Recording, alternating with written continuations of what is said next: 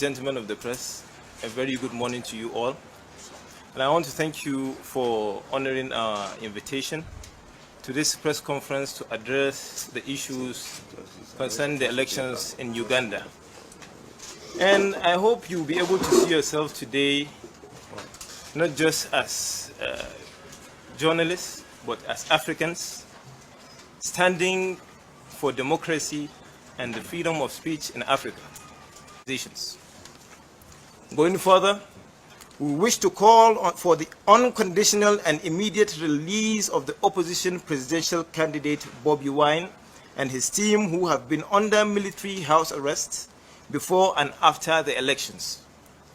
While we are disappointed by the silence of the African leaders, we wish to now call on them and the entire international community to mediate and prevent Uganda from further descent into anarchy.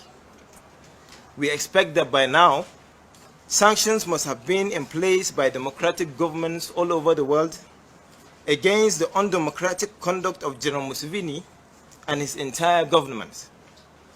We will continue to keep an eye on the actions of the African Union, the United Nations, the European Union, and in the coming days, the United States under President Biden. The case in Uganda will be a test to your commitment to promoting democracy in Africa. I think we should not divide.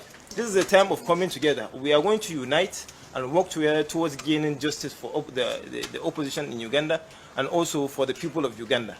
This is not about just Uganda, it's about Africa, it's about the African democracy. That's why we are concerned. This could happen to any other country, you understand? And you know, we have to wake up. The African youth have to wake up to their responsibility. We have a responsibility to protect our future. We are not talking about what is happening. We are talking about our own future, which is being threatened today by the leaders who care less about what happens tomorrow.